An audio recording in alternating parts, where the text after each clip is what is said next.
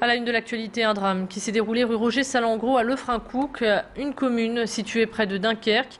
Un homme d'une quarantaine d'années muni d'un fusil de chasse a abattu son ex-compagne âgée d'une vingtaine d'années et enceinte de 5 mois. Son compagnon âgé de 25 ans est arrivé sur les lieux. Il a lui aussi été grièvement blessé. L'agresseur a ensuite retourné l'arme contre lui. Le compagnon de la jeune femme a été conduit à l'hôpital de Dunkerque, mais il n'a pas survécu à ses blessures. La jalousie serait à l'origine de ce drame. Dans l'affaire des 3 disparus retrouvés dans la Deûle, les amis de Jean Mériadec, le Tarnec, pointent du doigt l'insécurité aux abords du canal. Ils ont mesuré la hauteur des berges par rapport au niveau de l'eau et par endroits, il faut grimper jusqu'à 1 mètre pour pouvoir sortir de l'eau. Ils dénoncent également le manque d'échelle qui permettrait aux personnes victimes d'accidents de remonter sur la terre ferme. Les amis de Jean Mériadec, le Tarnec, demandent que des travaux de sécurité soient réalisés dans les plus brefs délais. La police belge a lancé aujourd'hui un avis de recherche. Ali Djedi, 34 ans, originaire de Ressex, a disparu depuis le 3 décembre dernier. Cet homme de corpulence athlétique et de taille moyenne a les yeux et les cheveux bruns. Il a été vu montant dans un véhicule noir, puis un peu plus tard dans la nuit dans la ville de Mons. Toute personne ayant des informations est priée de contacter la police au numéro qui s'affiche sur votre écran, 0032 26 42 78 09.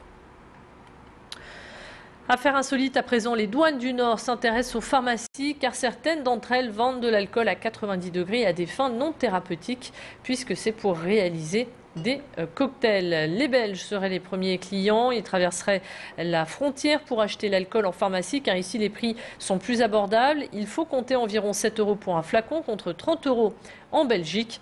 Mais certaines officines en France en abuseraient et dépasseraient la limite autorisée, à savoir 100 litres par an. Les pharmaciens français encourent de 20 000 à 60 000 € d'amende. Explication supplémentaire avec un pharmacien belge au micro de Frédéric Regnault.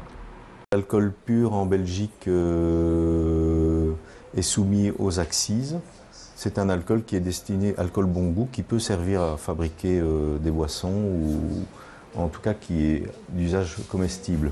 L'alcool désinfectant, c'est le même alcool, mais il a été dénaturé, pour ça qu'on l'appelle dénaturé, par de l'éther, ce qui permet, d'empêcher qu'il soit employé par voie interne, donc il ne peut pas être utilisé pour fabriquer, ni en cuisine, ni pour fabriquer des boissons. Si vous prenez souvent le volant, vous l'avez très certainement remarqué, les prix à la pompe ne cessent de flamber depuis plusieurs mois. Aujourd'hui, le litre de samplon 95 est à 1,52 €, le samplon 98 est en moyenne à 1,56 € et le litre de gasoil est à 1,33 €. Dans le Nord, la proximité avec la Belgique pousse de nombreux automobilistes à faire le plein de l'autre côté de la frontière. C'est pourquoi Hélène Chaplet s'est rendue à une station-service de Moucron. Ici, un tiers de la clientèle est français et en ce moment, les Français seraient même un peu plus nombreux que d'habitude. Explication. On a déjà beaucoup de clients français, je veux dire habituellement. Maintenant, c'est vrai qu'on sent quand il y a des hausses en France, on a des clients qui viennent et qui nous le disent, que c'est moins cher chez nous qu'en France. On a un tiers de clients français qui viennent ouais, par rapport à l'économie qu'ils font en Belgique par rapport en France.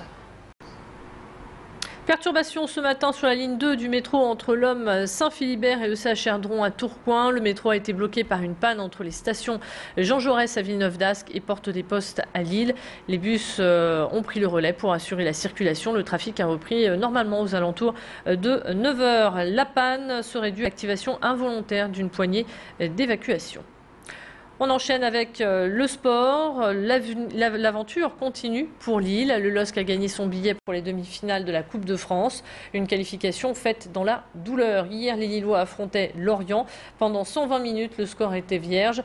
Le sort des Lorientais a finalement été scellé dans la séance de tir au but. Cette rencontre a été néanmoins marquée par des erreurs d'arbitrage avec un carton rouge pour Bruno Ekuel-Manga et un refus de but pour les Lillois. Des Lillois qui savourent tout de même cette victoire puisque cela fait 25 ans que le club n'a pas été à un tel niveau dans cette compétition. Écoutez à présent les réactions d'après-match de l'entraîneur lillois Rudy Garcia, des propos recueillis par notre journaliste Macha Gruneisen. Mais l'essentiel est atteint, c'est de se qualifier pour les demi-finales. Voilà, après on en est passé par les prolongations et les tirs au but. Mais bon, je crois que la qualification est quand même méritée et justifiée, on va dire. Il reste Angers, Nice et Paris. Ce qui est sûr, c'est que ça fait 25 ans que le LOSC n'avait pas été dans le dernier carré. Donc ça compte, on se dit qu'on est à un match du Stade de France. Et puis donc on aura certainement très envie d'y aller. Voilà, ça c'est sûr. Le tirage au sort des demi-finales aura lieu dimanche. Lille espère éviter Paris, un adversaire redoutable. Le téléfilm Camping Paradis sur TF1 surfe actuellement sur le succès, à tel point que des castings s'enchaînent à travers la France pour réaliser 6 nouveaux épisodes. Dans le Nord, le casting a fait étape chez nous à Grand Lille TV. Le grand gagnant aura droit à un rôle écrit sur mesure. Les tournages devraient démarrer dans quelques semaines. Laurent Honac et Patrick Guérino étaient sur notre plateau pour nous parler de la série et surtout du casting.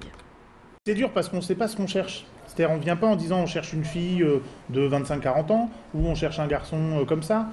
On ne sait pas ce qu'on cherche. On cherche un vrai coup de cœur. Donc effectivement, il n'y a pas de... Le rôle à gagner, entre guillemets, n'est pas écrit. Donc ça sera fait sur mesure pour la personne qu'on retiendra. Mais on va se laisser séduire par une personnalité. Et ce qui fait que là, par exemple, dans les 2 coups de cœur, c'est super dur de choisir parce que c'est pas du tout... Il y a un homme et une femme notamment. Et ça, comment on fait ? Voilà, le prochain téléfilm Camping Paradis sera diffusé sur TF1 le 14 mars. C'est la fin donc de cette édition. Merci de votre fidélité. On se retrouve dans un instant pour faire le point sur votre météo et sur vos conditions de circulation, toujours en direct. À tout de suite.